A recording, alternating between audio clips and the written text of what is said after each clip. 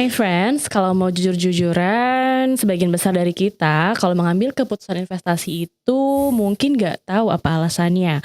Kadang kita cuman ikut apa yang lagi hype, apa yang lagi rame, dan ada yang bilang saham ini bakal terbang.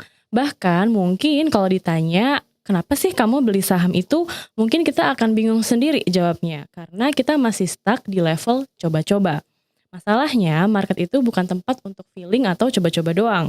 Hari ini kita nggak akan bahas saham apa yang akan naik, kita nggak akan bahas rumor ataupun hot picks, tapi kita akan bahas sesuatu yang nggak kalah penting, yaitu bisa dibilang ini semacam fondasinya atau kayak cara berpikirnya, frameworknya, dan juga sistemnya. Nah, hari ini saya kedatangan seseorang yang dikenal dengan pendekatan edukasi yang objektif, realistis, dan juga terstruktur. Beliau adalah praktisi pasar modal sekaligus CEO dan juga founder Yes Invest, yaitu Yesaya Christopher. Selamat datang Ko Chris, saya manggilnya Ko Chris aja Chris ya. aja. Aja biar lebih akrab. Datang juga ya di kantor saya. Oh, nggak bercanda ya. Kantor siapa ya ini ya? Iya, saya yang diundang ya. Iya, selamat datang ya Ko Chris.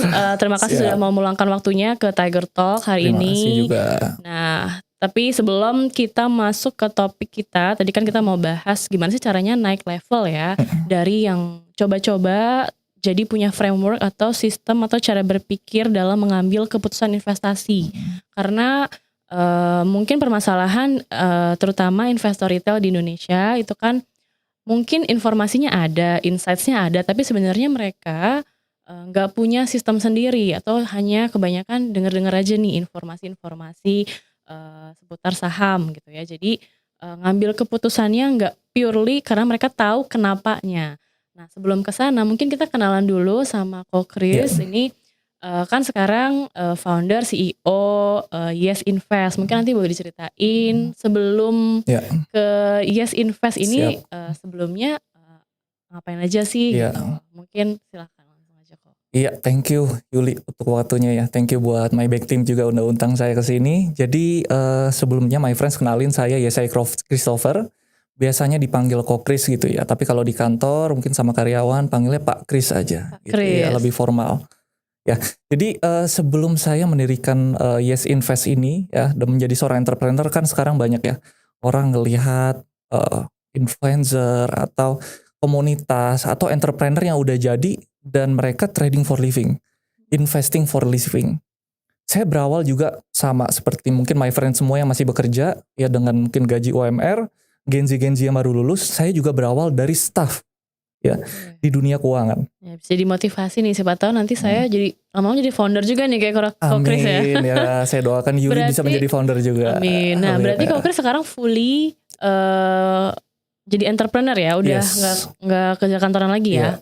Ya. Dan untuk awal karir, jadi memang saya dapat privilege ya, memang berkuliah di jurusan accounting. Jadi udah terbiasa kayak baca laporan keuangan, ya termasuk skripsi saya pun my friends itu membahas tentang fundamental saham, emiten. Oh, spesifik ya. Spesifik bahas tentang rasio keuangan.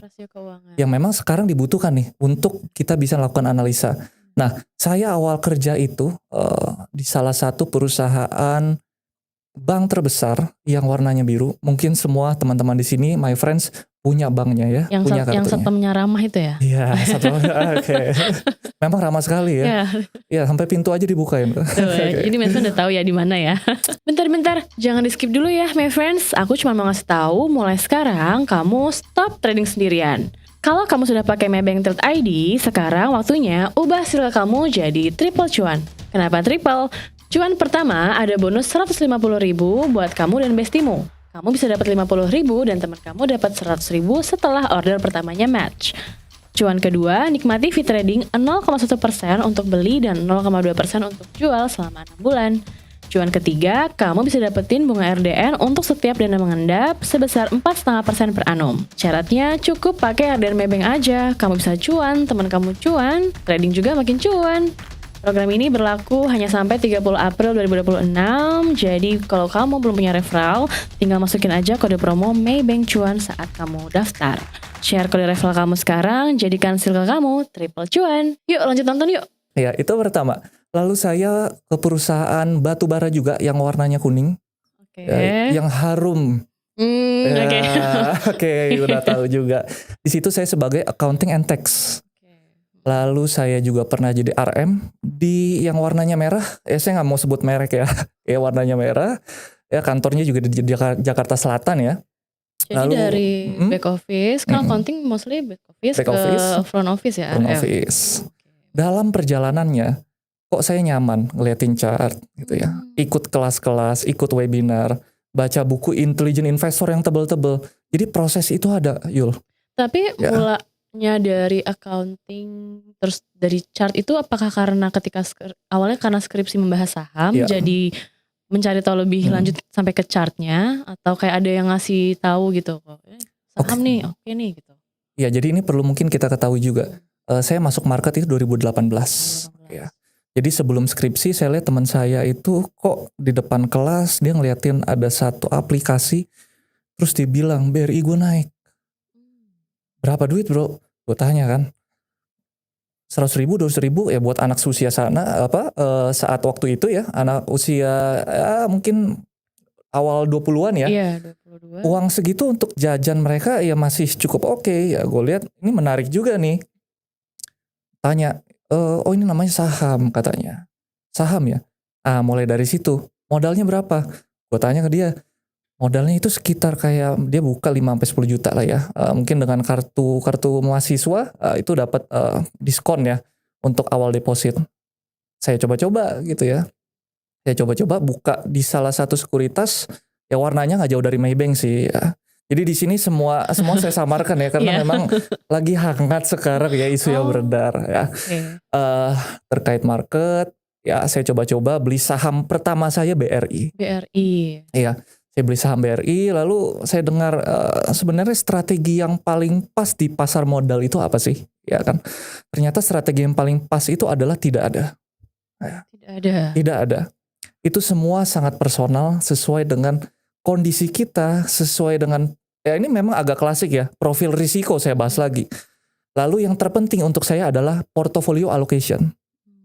Itu yang menolong saya melewati banyak krisis. Ya seiring waktu saya tadi lanjut ke pekerjaan saya ya. Saya lanjut setelah di bank, saya juga bekerja di beberapa sekuritas ya, muter-muter dan di asset management. Jadi tahu bagaimana kondisi ketika saham itu naik, penyebabnya apa, ya di balik layarnya itu seperti apa juga, kita juga tahu. Jadi melewati masa krisis, melewati segala macam gonjang-ganjing market, saya menemukan formula saya sendiri. Nah itu yang membuat saya membangun yang namanya Yes Invest. Oke, jadi karena sudah menemukan, berarti sudah melewati namanya biasanya ada A/B testing, back testing, strateginya seperti apa. Nanti mungkin boleh ceritain ya perjalanan sehingga dapat formula tersebut ya. Jadi sekarang fokusnya membangun Yes Invest ya. Yes Invest. Oke, full time. Jadi kalau misalnya dibilang full time trader, benar nggak trading for living? Enggak ya. Jadi ini mesti diluruskan lagi. Full time trader itu kita juga mesti ngerti kondisi kita. Faktor likuiditas kita, apakah kita dapat suntikan dana atau gaji ya kita bilang ya setiap hari atau enggak ya setiap bulan, mohon maaf bukan setiap hari. Nah seorang entrepreneur juga digaji dari perusahaannya. Saya punya beberapa perusahaan ya, salah satunya ada di bidang media ya, media nasional mainstream dan sampai saat ini masih cetak koran ya pertanggal nanti 28 Februari dan baru grand launching, puji Tuhan alhamdulillahnya ya. Jadi saya ada liquidity yang memang ketika ada yang memang bilang sekarang cacing naga, ya saya bukan aliran cacing naga. Tapi memang saya cukup agresif, 70-80% porto saya ada di saham. Ya. Dan memang ketika kita melakukan investasi di dalam pasar modal, kita harus melihat secara komprehensif. Ya tadi dari analisa marketnya seperti apa, analisa diri kita pribadi seperti apa, kondisi keluarga bagaimana. Nah mungkin kalau misalkan Anda perantauan atau Anda sandwich generation, semua uang kita masukkan ke dalam market, itu tidak bijak gitu ya. Karena sekali lagi yang terpenting kalau untuk strategi yang saya bisa spill, nanti bisa digali lebih lagi ya. Saya menerapkan yang namanya barbell dan martingale. Barbell dan martingale. Itu strategi pembeliannya. Ya. Tapi kalau untuk analisa Yes Invest sendiri, kita menggunakan beberapa formula, yaitu ada namanya 3 axis formula. Axis Formula. Betul. Nggak ditanya itu apa? Mau nanya nih Oke, di baru sini. mau ditanya. 3 Axis Formula. Tadi kan ada barbell dan martingale. Martingale, ya. Sekarang tapi itu pribadi. Itu untuk strategi portfolio allocation. Portfolio allocation. Iya. Nah, yang Yes Invest ini tadi Axis, Iya. Axis apa? 3 Axis Formula. 3 Axis Formula. Iya. Nah, mungkin boleh diceritain dulu nggak Yes Invest ini Yes. fokusnya apa sih bidang, maksudnya apakah edukasi Yes, atau apa nih? Mungkin boleh biar my friends kenal dulu juga nih untuk Yes Investnya. Ya, jadi kalau Yes Invest itu kita adalah platform ya yang menyediakan edukasi saham pure murni untuk supaya teman-teman semua di sini, my friend semua juga bisa nanti tahu ya bahwa di dalam saham itu ada beberapa pendekatan. Kalau sekarang kenapa saya menggunakan 3 Axis? Karena XYZ ya, yaitu ada pendekatan analisa fundamental pertama, teknikal, lalu sekarang lagi ramai bandermologi. Kita melihat flow. Jadi saya mengcombine 3 analisa ini supaya nggak ada yang fanatik satu sama lain. Karena ada yang menggunakan fundamental pure, cuan juga kok, kita tahu. Ada yang menggunakan analisa bandermologi, cuan juga. Ada yang cuma lihat chart doang. Ya kita tahu beberapa influencer, beberapa edukator, senior-senior kita menggunakan analisa teknikal, cuan juga. Jadi saya menggunakan 3 pendekatan ini untuk memilih sebuah saham. Baik untuk trading, untuk investing, kalau kita menggunakan 3 pendekatan ini, fundamental, technical, bandermologi, kita mau trading, kita trading di fundamental yang oke. Kita mau ya, sorry to say, kalau saham pun nyangkut, fundamentalnya bagus. Kita nyaman untuk hold saham tersebut. Jadi kurang lebih seperti itu. Nah, untuk activity-nya kita punya komunitas, kita punya grup WhatsApp, Discord, dan puji Tuhan kita juga cukup sering diundang untuk sharing di berbagai kota di seluruh Indonesia, ke kampus, ke sekolah ya, kita terima juga ya. Jadi untuk activity-nya so far itu sih. Oke, jadi si 3 Axis tadi, 3 Axis Formula ini original punyanya Yes Invest ya, dikombinasi. Nah, cara penggunaannya maksudnya dalam mengambil keputusan investasi, pengaplikasian si 3 Axis Formulanya ini seperti apa? Ya, kalau pengaplikasiannya sebenarnya kita ikut flow aja. Ya. Jadi ada yang mengatakan apakah kita mencari alfa di sebuah saham itu baik atau enggak?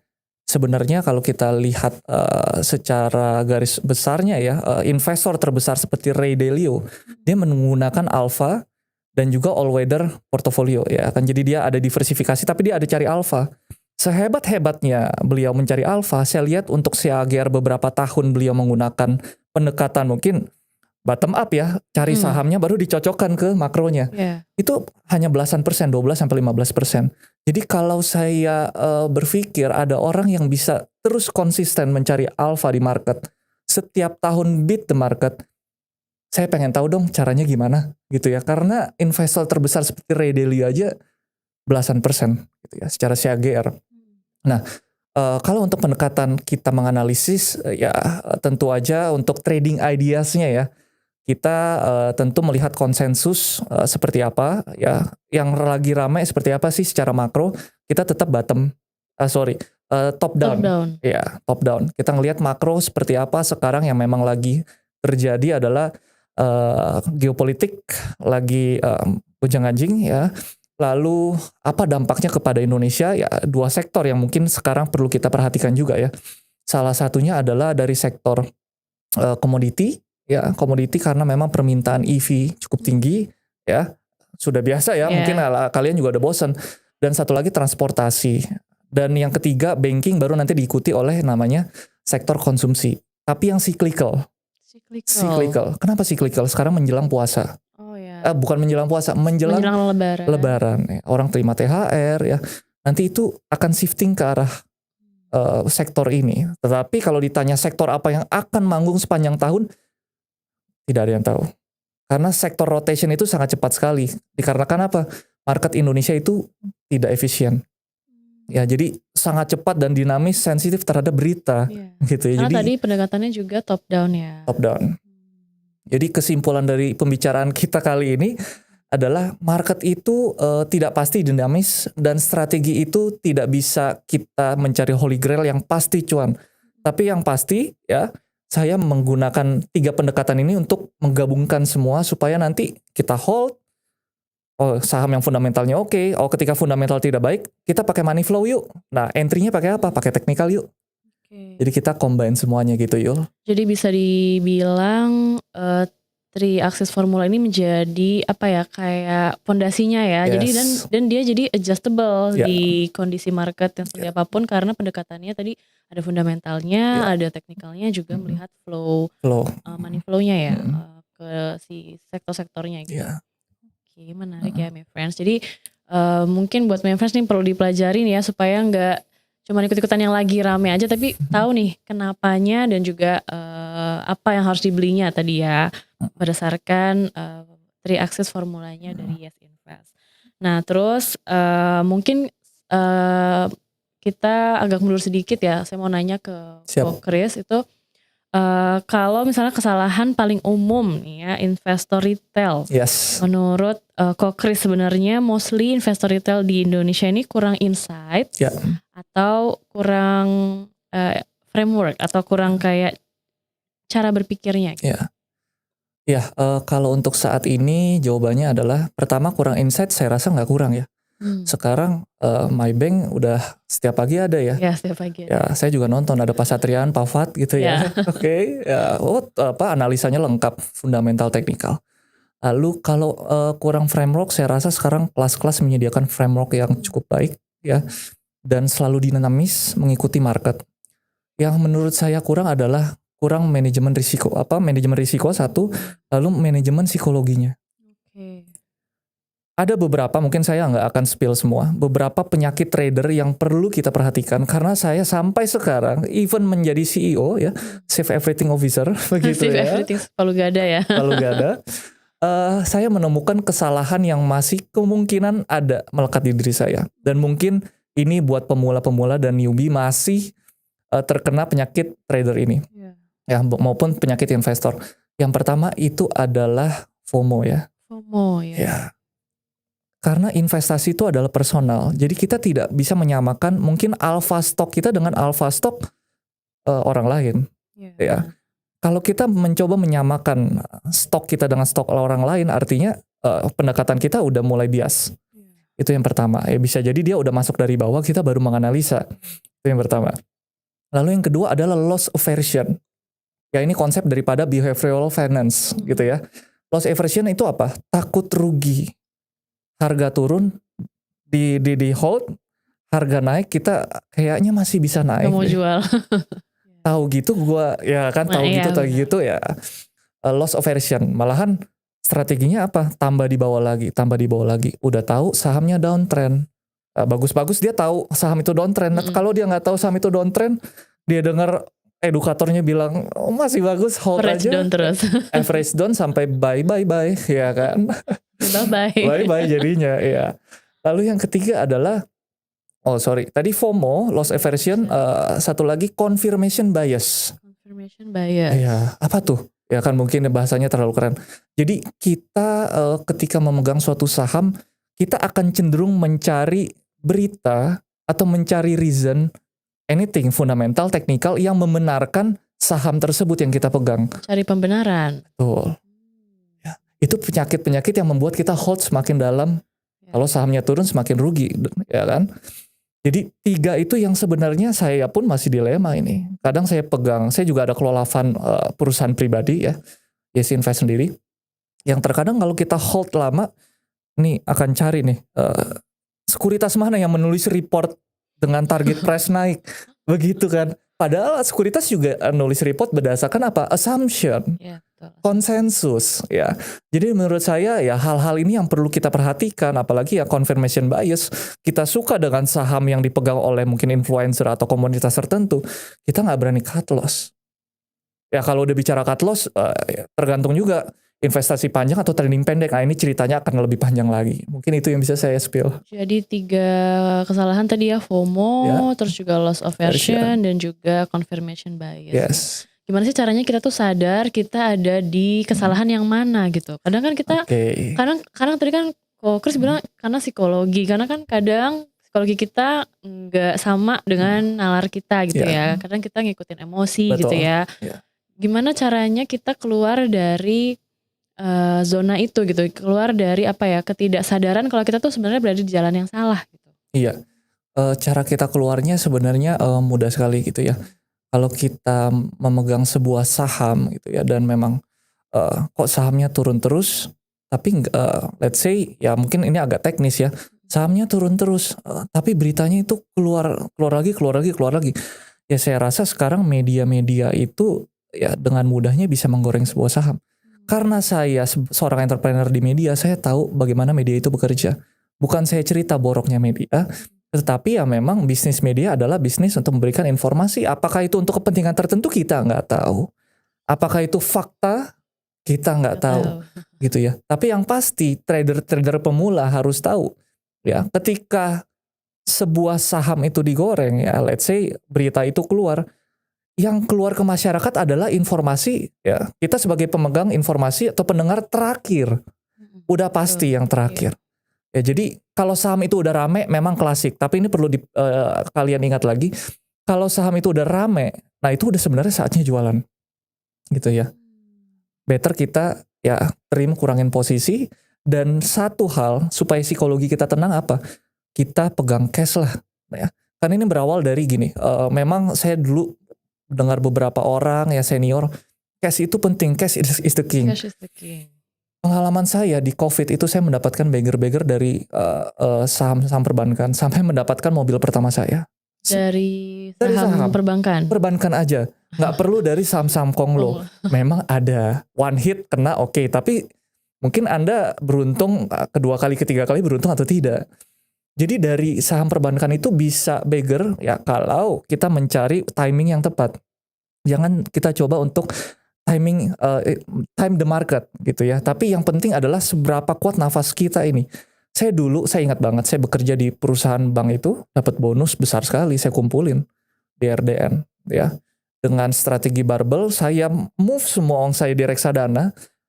Once wah harga saham turun, saya ingat banget BRI itu sempat berada di area kurang lebih 2000-an kalau nggak salah ya. Bank Mandiri di 14, kalau nggak salah BNI di 18, BCA sempat sentuh 4.300. Itu saya dapat momentumnya semua, Yul. Ya, pakai strategi barbell. barbell ya, terus saya martingale ke bawah. Oke, Ya, mungkin martingale-nya gimana? 5% saya titip sendal dulu. 2019, 2020 PSBB semua drop semua. Saya ketawa-tawa aja, Yul. mungkin boleh digali lagi nggak kok Iya, barbellnya iya. sama tadi martingale-nya gimana sih Oke. waktu itu Iya, berdasarkan pengalaman Kokris iya, menggunakan si dua strategi itu seperti iya. apa? Jadi kalau martingale itu simpelnya sorry, kalau barbell ya, saya dari Iya. barbell dulu. Jadi ada yang satu super high risk, yang satu itu super low risk. Kita tahu ya produk-produk reksadana itu sudah banyak saat itu juga ya. Ketika krisis terjadi, ya saya masuk pasar uang sama pendapatan tetap, hajar semua. 90-100%. Mungkin ada 10% di saham, tapi ya 10%-nya itu saya bagi ke beberapa saham yang menjadi proksi Indonesia ya, terutama perbankan Berarti ya. ini ketika COVID dananya dialihkan ke reksadana pasar uang Ya, semuanya ambil 90%. 90% Oke. ya. Dari semua bonus THR saya tuh. Jadi memang saving rate dan investment rate saya udah terbiasa lebih dari 80%. Saya hidup dari 20% itu udah biasa. Ya, lalu ketika market itu drop, ya IHSG drop, semua saham turun, udah banyak yang tanya ke saya juga. Ya, saya kan dulu cukup lumayan sering ya sharing, ajak teman juga, "Oh, ini saham bagus." Mereka nanya ke saya, "Udah waktunya beli belum sih?" Ya. BCA turun 4.300, ngeri kalau kita beli turun lagi ke 1.000, mengerikan ya. BRI ke 2.000, tapi di situ saya berpikir, saya cek waktu krisis ini terjadi berapa tahun sekali sih? Dan ketika krisis terjadi, masa nggak ada kenaikannya seiring dengan kenaikan pertumbuhan ekonomi kita, PSBB dibuka dan lain-lain. Oke, lalu saya masuk bertahap, turun 10%, ya turun 11%, turun 15%, saya hantamnya pelan-pelan tuh, masuk 10%, 20%, turun lagi, saya tambah lagi 30%, sampai saya all in di situ. All in dengan perhitungan ya, Yul ya. Oke. Saya lihat ini kayaknya udah bottom ya. pemerintah memberikan stimulus kalau nggak salah ratusan triliun ya untuk pemulihan ekonomi nasional. Sampai Amerika memberikan ratusan ribu triliun kalau nggak salah ya pada saat zaman Joe Biden. Makanya inflasi sempat naik ya pas Ya, pemulihan benar. ekonomi. Saya menikmati keuntungan itu dari tahun 2020 dengan berbagai strategi ya. Tadi martingale ya, saya jual di 2021. Pemulihan ekonomi udah oke, harga saham perbankan juga udah naik, sempat turun lagi ya. Itu saya dollar cost averaging, saya coba praktik. Sampai tahun 2024 saya dapat juga di situ. Jadi kalau saya total kemungkinan kali 3 kali 4 porto saya ada. Itu Dari enaknya. ya. Ya, dari ya keseluruhan bonus gaji yang saya dapatkan ya, tentunya dengan kebiasaan dan habit saya dari kecil ya, saya diajarkan memang untuk saving ya, jadi saving rate saya cukup tinggi di situ. Puji Jadi Tuhan. kalau ngefilter atau memilih sahamnya tadi pakai three axis Three axis, formula, ya. lalu ketika mengeksekusi pembelian Yes. sahamnya tadi barbell sama martingale gitu ya, ya. Mavers ya. Mungkin untuk nge-recap tadi strateginya Ko Chris. Jadi untuk ngefilter saham-sahamnya tadi menggunakan pendekatan tadi XYZ ya, Ya, XYZ, fundamental, betul. teknikal dan juga flow. Namanya three axis formula. Lalu ketika membeli sahamnya pakai strateginya barbell dan martingale yang tadi Ya. dijelasin sama Ko Chris. Ya, sedikit tambahan, yang barbell itu adalah porto allocation, Portfolio allocation. buy-nya menggunakan martingale. Oh, oke. Oke, itu. Portfolio allocation-nya itu pakai barbell, Barbell, ya. buy-nya pakai martingale. Yes. Ini berarti selalu menggunakan strategi seperti itu kok. Selalu. Makanya tagline daripada Yes Invest apa? Supaya kalian bisa survive di market. Ya. Itu tagline di setiap saya membuat konten, di setiap saya melakukan sharing. Supaya apa? Supaya bisa survive di market aja. Definisi survive di market itu dari Ko Chris seperti apa? Sampai usia pensiun. Selama mungkin. Selama mungkin. Gak kapok gitu ya untuk Nggak investasi kapok. gitu ya. Iya. Betul. Nah kan emang sekarang tuh banyak orang pintar tapi Betul. portfolionya gak perform gitu. Oke. Berarti apakah salah di strateginya atau gak disiplin? Kan kadang biasanya ada istilah disiplin di market gitu kan. Nah biasanya pernah gak nemuin orang yang gitu pintar tapi portfolionya gak perform gitu? Oke, ya pinter tapi nggak perform ya. Mungkin di sini pinternya dalam hal jago menganalisa. Iya mungkin ya. Jadi kayak finansialnya, ilmunya mungkin pinter, bisa baca laporan keuangan yang seperti itu. Tapi portfolionya ya mungkin di situ aja atau nggak terlalu perform lah. Gitu. Oke, saya tidak sebut nama ya, tapi saya menyebutkan diri saya sendiri pernah di tahap tersebut. Dulu pas kerja di sekuritas, di AM, pakai pendekatan A, B, C, D sampai Z gitu ya. Buka Broksam ya. Broksam itu bisa, sorry to say, kita mau lihat bandar itu, ya money flow ya. Itu mau masuk di pasar nego di harga bawah pun kita nggak tahu. Jadi ya Broksam mungkin menurut saya sekarang akan ada masanya juga ya. Saya juga tahu dulu menggunakan pendekatan apa namanya, teknikal, menggunakan chart, ya tahu analisa makro. Tapi semakin banyak kita tahu, semakin bias kita melihat sebuah saham juga, apalagi kita punya posisi. Itu banyak sekali saya temui dan diri saya itu dulu saya melihat. Kenapa? Karena ketika saya bekerja sebagai analis dulu ya di sekuritas, saya melihat begini, market itu kan sangat dinamis. Kita setiap hari ngeliatin market, ya apalagi ada posisi. Ketika market itu turun, ya atau saham yang kita pegang itu turun, kita kepikiran, oh akhir tahun ada tujuan keuangan nih. Wah harga turun, naik lagi gak ya? Nah itu saya berpikir, apa cut loss gak ya? Ujung-ujungnya apa? Cut loss, besoknya naik. Itu yang sering terjadi. Psikologi balik lagi. Ya. Jadi pengalaman saya, ya ini tadi enaknya udah dibahas. Jeleknya belum. Jeleknya belum. Saya dulu pernah kena saat isu, ada 4 saham yang saya cut loss terbesar. My friends juga perlu tahu, Yuli juga perlu tahu. Yang pertama, saya gak bisa sebut sih, emiten BUMN. Masa-masa SWF 2021 saya ingat, itu saya cut loss massal. Memang program daripada SWF ini terjadi ya, pencairan kurang lebih saat itu dijanjikan pemerintah dari BUMN adalah sekitar 15 triliun ya, anggaran APBN. Saya cut loss kenapa? Ketika pelantikan SWF ternyata ya memang sekarang perusahaan tersebut dilanda masalah restructure ya, likuiditas tertentu yang memang ya harus dibantu oleh pemerintah. Itu satu, saya cut loss besar di situ. Mungkin tahu emitennya apa. Oke. Lalu yang kedua, ada dua saham yang dulu disebut-sebut, sektor daripada nikel ya tidak boleh ekspor keluar. Dan ini akan menjadi masa depan electric vehicle tahun 2021. Saya kena cuci piringnya. Saya cut loss, setahun kemudian naik. Kenapa? Coba saya tunggu setahun saat waktu itu EV masuk dan benar-benar booming. Sahamnya terbang. Ya, saya kena narasi itu yang kedua. Lalu ada saya lihat influencer, saya melihat sebuah pola, ya kata influencer tersebut, dan itu menjadi teman saya juga sekarang. Itu murni kesalahan saya. Jadi nggak nyalahin influencernya Nggak ya. nyalahin, dan itu sekarang udah jadi teman saya. Oke. Ada pola ini di saham BUMN juga, cup and handle gitu ya. Kok nggak break ya? Pas saya lihat, oh ternyata dia kena resisten di weekly time frame. Ini mungkin agak teknis, tapi kita mesti analisa dari berbagai time frame juga. Pas kena weekly time frame, harganya turun. Oke, saya cut loss besar. Murni kesalahan saya yang pencet tombol buy and sell. Lalu yang keempat terakhir, saham bank digital. Di akhir tahun, saya ingat sekali, 2021 ya, saya jujur aja ngelihat report sekuritas ya, di saham bank digital tertentu yang mengatakan saham ini akan naik ke harga 4.000.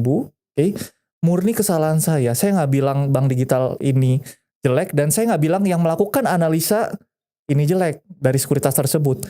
Tapi di situ saya lihat, kenapa saya cut loss? Oh ternyata suku bunga udah mulai naik nih, otomatis bank digital harusnya turun. Saya ngelihat reportnya target price-nya masih ada berapa puluh persen lagi, saya buy. Saya melihat di situ ada bullish penan. Ternyata yang terjadi apa? Bearish penan. Artinya dia bukan break atas, break ke bawah. Averaging. Break sampai buy juga. Itu 4 cut loss terbesar saya. Jadi saya tadi cerita, kita nggak cerita enaknya aja. 4 cut loss terbesar saya itu yang membuat kenapa? Saya udah menjadi analis sekuritas. Tapi masih ada psikologi saya yang nggak benar, lalu saya yang nggak disiplin. Nah itu, jadi orang-orang pintar banyak, tetapi psikologi dan kedisiplinan itu penting untuk kita semua ketahui, my friends. Apakah cut loss terbesar 4 saham ini tadi sebelum menemukan formula yang tadi, atau karena sudah menemukan tapi psikologinya aja sih memang yang bermasalah gitu? Waktu itu taunya kayak sepotong-sepotong sih. Kan saat itu baru ada fundamental, technical. Bandarmologi belum. Tapi mungkin akhir-akhir belakangan 1-2 tahun ini Konglo Play dan MSCI main. Itu bandarmologi saya juga baru mendalami. Ternyata bandarmologi pun itu bisa diakal-akalin loh sebenarnya. Kita nggak tahu transaksi nego. Saya dulu pernah ditawari transaksi nego dan harganya harga bawah. Jadi retail yang makan harga atas itu nggak tahu. Mereka yang makan transaksi nego harga bawah udah auto cuan. Iya. Betul ya. Itu my friends harus tahu ya. Baru setelah itu saya mendirikan Yes Invest. 3 pendekatan ini yang membuat saya nyaman hold sebuah saham, dan tentu aja tagline kita apa supaya kita bisa survive di pasar saham. Seperti itu. Nah, berarti sebenarnya setelah menyadari formula itu yang paling pas tuh tadi setelah kejadian cut loss besar 4 ini. Ya. Jadi tapi misalnya kan tadi kata Ko Chris di awal, setiap orang tuh kan strateginya nggak bisa ngikutin ya. Saya mungkin nggak bisa pakai plug ketiplek pakai punyanya Ko Chris yang Ko Chris lakukan gitu. Tapi kapan Ko Chris menyadari, oh ini nih formula gue udah paling bener nih, ketika atau misalnya boleh kasih sharing nggak? Apa sih indikatornya kalau oh iya strategi lo tuh udah bener gitu? Strategi dari 3 axis. Iya. Oke. Strategi 3 axis udah bener kalau kita tidak kehilangan modal. Sesimpel itu. At least kita keluar dengan BEP atau break even ya, balik modal aja. Artinya kita udah menang. Contoh, misalkan harga saham naik, narasinya bermain, oke ini menjadi kebutuhan komoditas unggulan.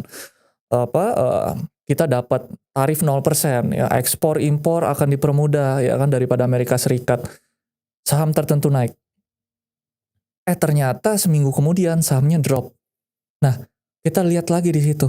Kita filter, fundamental baik-baik aja kok. Technical kok breakdown ya. Oh ternyata dari sisi flow-nya nih, ada di entah kita tuh ada distribusi besar atau enggak, tapi ternyata asingnya keluar terus loh. Ya kita ikut flow. Nah, itu yang 3-axis itu kita gunakan dari sisi bandarmologinya. Jadi ini bukan formula pasti cuan, tapi ini adalah formula yang saling melengkapi dan supporting satu sama lain. Jadi at least ketika kita tahu, oke, ternyata asing keluar terus, kita exit BEP pun atau take profit minimum atau kita cut profit trimming dan kita tidak kehilangan modal, itu udah kita bisa katakan 3-axis itu bisa kita gunakan ya. Kita menang menggunakan 3-axis itu. Jadi kadang kan soalnya kita mungkin terutama retail ya, fokusnya tuh hanya gimana caranya dapetin cuan. Yes. Padahal kan sebenarnya membatasi kerugian tuh juga penting ya. Jadi Betul. strategi 3-axis formula ini my friends bisa apa ya, tahu kalau my friends berada di jalan yang benar, at least my friends udah gak sering rugi ya kok ya. Iya, gitu. betul. Nah berarti sekarang kalau boleh di sharing juga disiplin, menjaga kedisiplinan sistemnya gimana nih Ko Chris ketika berinvestasi saham? Ya kalau untuk menjaga disiplinan sistem, tentu aja kita selalu melibatkan 3 pendekatan ini ya. Misalkan ini langsung praktikal aja ya. Kalau kita mendapatkan saham kapal kan lagi ramai dibahas. Kita lihat dulu, narasinya baik atau enggak. Kita cek ke fundamentalnya. Oh, fundamentalnya masih rugi nih. Oh, berarti ini drivernya karena narasi aja. Oke, kita skip. Ya harus disiplin, mau gak mau. Ya. Lalu kalau kita lihat, oh sahamnya masih uptrend, kita cek dulu. Masih uptrend, fundamentalnya oke, ini kita masuk watchlist nih. Ya, mungkin buy on retracement, buy on weakness. Kalau kita udah buy, besoknya turun, kita cek lagi. Sebulan, 2 bulan, 3 bulan terakhir. Atau ketika ada volume spike, apakah dari sisi flow-nya ini cocok atau enggak nih? Yang beli siapa? Nah, ini kan kembali lagi, ya memang sudah menjadi pendekatan, banyak edukator sana yang mengajarkan seperti itu ya. Kalau 3 ini checklist, ya harus disiplin. 1 aja tidak terpenuhi, kita nggak lihat sahamnya. Gitu. Oke. Ya. Harus se-strict itu ya. Itu. Berarti ketiga syaratnya lah ya, requirements-nya nih harus terpenuhi baru masuk ke watchlist dulu itu pun ya. Masuk watchlist. Nah, berarti menentukan kapan masuknya pakai technical lagi. Kalau exit strateginya kapan harus keluar sih, kapan harus jualan. Kadang tadi kan di awal kita udah sempet senggol ya. Banyak orang udah cuan tapi nanti deh siapa tahu bisa naik lagi. Nah, kalau Ko Chris gimana? Kalau saya memang kita selalu ikut daripada flow ya. Yang lagi ramai sekarang gimana? Bisa kita exit karena alasan narasinya udah gak bagus. Ya berarti ya mungkin fundamental narasinya udah gak oke ya. Baik dari sisi eksternal maupun dari internal perusahaan itu sendiri. Ya. Tapi kalau kita lihat penurunannya itu memang benar-benar drastis gitu ya. Fundamentalnya udah berubah gitu ya. Dan memang dari sisi perusahaannya itu ya cuman by news doang. Lalu dari sisi teknikalnya juga cuman kalau kita lihat volumenya naik tiba-tiba doang. Ini berarti ada potensi crispy digoreng gitu ya. Lalu dari sisi flow-nya kok flow-nya aneh ya. Ini udah gak masuk kriteria. Tapi kalau ditanya kriterianya seperti apa, dari sisi flow-nya juga ya kita masih tidak bisa menerapkan pakemnya seperti apa karena kita nggak tahu. Mungkin dia masuknya di pasar nego atau kemungkinan ya ini udah punya dari harga bawah atau bagaimana, banyak sekali. Jadi kalau mau ditanya pakemnya seperti apa, sangat-sangat subjektif gitu ya. Sekali lagi, balik lagi kalau targetnya adalah jangka pendek, disiplin. Oh udah tembus support tertentu ya udah kita cut loss deh gitu. Jadi keluarnya bisa by fundamental, by technical, by bandarmologi, atau cuman by bandarmologi sahamnya stagnan aja bisa aja kita out dulu. Sangat-sangat subjektif. Jadi saya nggak mau menjanjikan 3-axis ini bisa digunakan. Pakemnya harus NPM sekian atau harus membentuk chart pattern seperti ini atau harus akumulasi top 3 5 broker. Itu tidak ada kalau di Indonesia. Karena sekali lagi Indonesia marketnya tidak efisien. Kecuali kita di Amerika, di Eropa yang marketnya efisien ya mungkin kita menggunakan pendekatan fundamental ya by pakai analisa Warren Buffett begitu ya, Peter Lynch. Kemungkinan sih works ya. Kalau Indonesia kan mungkin 5 orang di ruangan ini aja kalau kita beli saham dengan uang besar, harga saham bisa goyang. Iya, itu menandakan market kita tidak efisien dan sangat dinamis. Ya. Oke, jadi mungkin itu bisa jadi, pembelajaran juga ya Iya. buat my friends ya. Berarti, kok Mhm. melihat time frame juga nggak? Time frame, oke. Kalau itu lebih ke teknis, time frame-nya itu teknikal ya, lebih ke multi time frame analysis. Nah itu mungkin 1 SKS, 2 SKS sendiri itu. Maksudnya Yo, kayak apa, oke. seberapa ada target nggak sih seberapa lama nge-hold-nya atau kayak pakainya, menentukan target di awal nggak? Kalau, Oke. oh saham ini gue bakal keluar kalau udah, Mhm. 5% atau Oke, kayak tadi ya. by narasi aja Oke, ya. gitu. Jadi kayak seperti apa? Ya kalau untuk target sendiri sih, jujur kalau sekarang memang kita lihat narasi dulu. Mmm, Karena, yang lagi hype sekarang adalah kayak seperti mungkin saham tertentu ini punya tambang saham, sorry, punya pertambangan emas gitu ya, yang akan berproduksi bla bla bla bla. Karena udah tahu emitennya apa harusnya, ya saya nggak sebutin sangat banyak. Tapi kita lihat, oh pendapatannya sebenarnya belum belum terrefleksikan gitu ya. Itu kan baru nanti proyeksinya. Tetapi kalau memang sudah ada tambangnya, kita lihat nih nanti realisasinya seperti apa. Karena kerugian yang saya alami beberapa tahun yang lalu yang empat empat saham emiten. terbesar saya yang saya cut loss karena belum realisasi, saya cemplungin uang ke sana. Ya, realisasinya tidak oke, oh, ternyata fundamentalnya drop, sahamnya turun. Nah, kita lihat sampai kepada kan ada yang katanya sell on news Sell ya. on news. Kalau realisasinya nggak oke dan sahamnya mulai drop, itu saya waktunya jual. Oke, Ya, jadi kondisional ya. kondisional. Kondisional melihat narasi, jadi harus selalu Mm, aware ya ya, sama berita-berita dan juga, berarti kalau misalnya lagi ada project, ya, masih selalu mantengin ya yes, project si ya, emitennya, kayak gitu ya my friends. Jadi nggak boleh malas baca, nggak boleh ya. malas belajar Mm, ya, gitu ya. Karena kan mau naik level dari yang coba-coba, atau oke. lama-lama jadi si founder dan CEO ya my Amin. friends ya. Oke. Nah sekarang, Ya. mau nanya, Mm, ketika, marketnya misalnya lagi panik gitu, lagi volatile gitu ya. Gimana sih cara menjaga objektivitas nih saat marketnya, panik? Kayak misalnya kemarin trading ya, halt yang MSCI 2 hari, ya, kok Chris mm, sebenarnya, di kondisi yang sekarang ya, kemarin panik juga nggak sih? Atau karena oke, udah punya strategi, yang tadi jadi kayak lebih oke. tenang atau gimana? Ya, kemarin dibilang panik enggaknya, panik. Tetap Ya, panik ya ternyata? tetap ada rasa panik ya, karena, company juga pegang Porto. Oke, ya untuk pribadi ya, Iya. kita nggak ngelola fund, belum, ya. Jadi kalau memang, kita lihat ya, kemarin analis saya, ya saya ada 2 tim analis yang sangat luar biasa analisanya ya, yang selalu jaga kandang. Jadi sorry, saya nggak ajak ke sini ya, nggak apa-apa Iya, nanti kita mungkin next kenalan. time boleh diajak Oke, ya. boleh ya. Jadi, dia bilang, "Kok trading halt kok?" "Hah, trading halt?" Aku bilang. Merah-merah semua Mhm, kan, iya. wow ini sahamnya gimana? Saya lihat Porto, oh ternyata ini Portonya tahan banting, kenapa? Kita memilih sektor yang narasinya kuat, yang fundamentalnya kuat, yang dibalik perusahaan ini juga konglonya cukup kuat juga ya, tentunya ya. Karena kita ikutin flow aja, kalau yang lain main saham konglo, kita lihat yang memang konglonya ini ya benar-benar sudah lama di market ya, dan memang kita lihat serius dengan bisnis ini gitu ya. Mhm. Kita kita kulitin lagi dalam pemilihan saham itu. Jadi kalau kita pegang saham yang sekarang, sedang hype adalah, eee, yang ada kaitannya dengan mas-masan, itu kita pegang. Yang baru awal-awal IPO, kita pegang itu kita udah cuan jujur aja 40% sih, Mmm. ya. Tapi ingat ya, itu tentu dengan analisa tertentu ya. Iya. Saham ini masih ada penurunan ya, kalau mungkin yang belajar teknikal ada swing high, ada koreksi sedikit. Tapi swing high-nya itu setelah swing high besoknya market sudah kembali tenang kondisinya, ya pemerintah kita juga cepat tangkap ya terhadap respon daripada MSCI ini, sahamnya tidak patah tren tuh, gitu ya. Jadi pemilihan saham yang benar, sektor yang kita lihat ini, sesuai dengan kondisi market ya, makro, kita lihat secara top down, kita pegang ya sektor pertambangan saya pegang juga dan ada kaitannya dengan sektor MBG ya. Salah satu saham ayam saya ada pegang juga. Nggak bisa saya spill mohon maaf, oke. Itu saya pegang, sahamnya tan banting loh.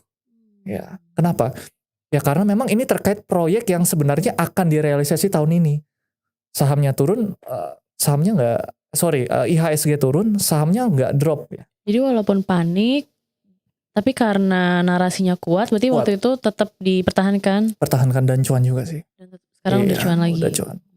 Berarti itu sudah menjadi bukti ya, Kokers ya, kalau misalnya narasi, kalau kita memperhatikan narasi, itu tuh penting ya. Iya.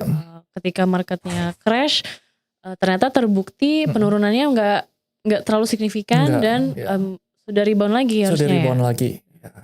Nggak gegabah dan Iya. menghadapi kepanikan. Jadi Betul. jangan panic selling itu benar ya. Iya, jangan panic selling dan psikologi yang tenang. Ya kayak Yuli ini juga tenang. Wah, ini pasti portonya hijau ini.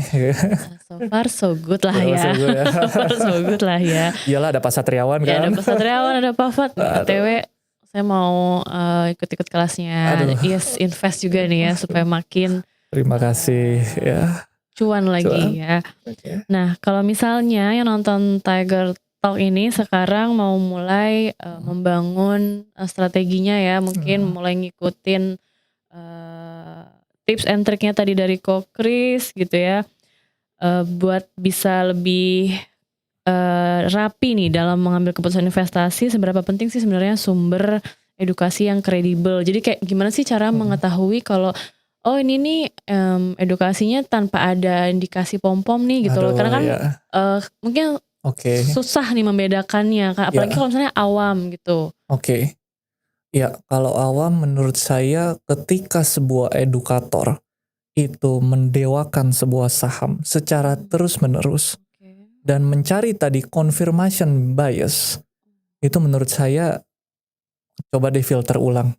Apakah untuk kepentingan tertentu atau memang kepentingan kalian juga. Karena kenapa saya di dalam komunitas saya tidak pernah mau call sebuah saham berkali-kali dan seakan-akan saham ini akan naik gitu ya. Kita ada outlook, kita tidak merekomendasikan tapi kita hanya memberikan area support dan resisten. Itu ciri khas dari Yes Invest. Ya, jadi kalau edukator yang benar, yang kita tahu senior-senior kita di market ya, yang memang punya bisnis sejenis dengan Yes Invest, dia tidak pernah meng-call sebuah saham. Karena sekali lagi dia ambil dari beberapa sektor. Oke, saham ini potensi A, B, C, D. Bank mungkin dari saham Konglo, dia ambil semua, dia tembak semua saham itu dengan potensi yang ada. Tapi dia tidak pernah bilang, oke saham ini menarik untuk berapa tahun ke depan, menarik untuk berapa minggu ke depan dan pasti naik. Itu yang membedakan. Jadi kalau ada seorang edukator ya, atau sekelompok orang yang mendewakan saham itu terus menerus, itu pertanda Anda mungkin harus analisa sendiri deh, analisa ulang apakah ini benar gak sih agendanya, benar gak sih apa termakan dengan oke, buayan bahwa saham ini akan naik, menjanjikan return tertentu. Karena ya sekarang kan kita lihat orang yang memberikan outlook dan yang menjanjikan itu susah dibedakan. Beti-beti kan ya. Iya, makanya kadang kan mungkin apalagi yang baru-baru belajar suka nggak ngerti nih. Ini yang mana sih sebenarnya yang mana yang benar, mana yang ada unsur-unsur pom-pomnya. Jadi ciri-cirinya adalah mungkin jangan ada yang kalau udah ada indikasi menjanjikan waktu tertentu di call berkali-kali sahamnya, ada menjanjikan return tertentu. Yes, betul.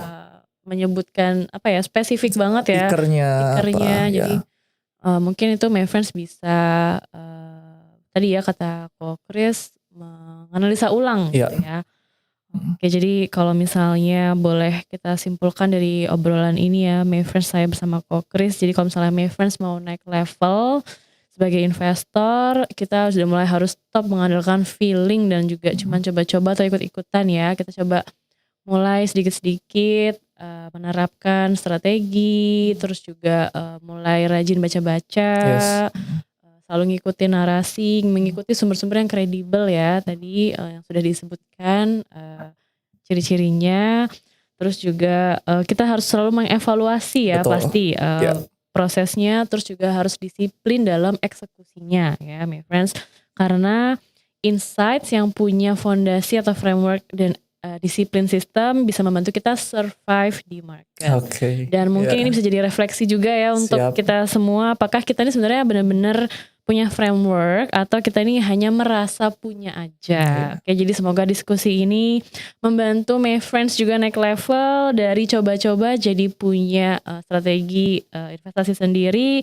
Dan terima kasih untuk Ko Kris atas Sama-sama. waktunya dan insight-nya, perspektifnya. Ini mahal banget ya my friends ya ilmunya. Dan sampai jumpa di Tiger Talk berikutnya. Bye-bye.